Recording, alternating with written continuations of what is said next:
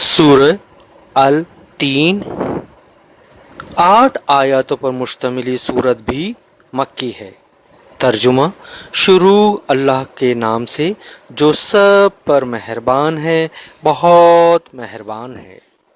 قسم ہے انجیر اور زیتون کی اور صحرائے سینا کے پہاڑ طور کی اور اس امن و امان والے شہر کی کہ ہم نے انسان کو بہترین سانچے میں ڈھال کر پیدا کیا ہے، پھر ہم اسے پستی والوں میں سب سے زیادہ نچلی حالت میں کر دیتے ہیں، سوائے ان کے جو ایمان لائے اور انہوں نے نیک عمل کیے، تو ان کو ایسا اجر ملے گا جو کبھی ختم نہیں ہوگا۔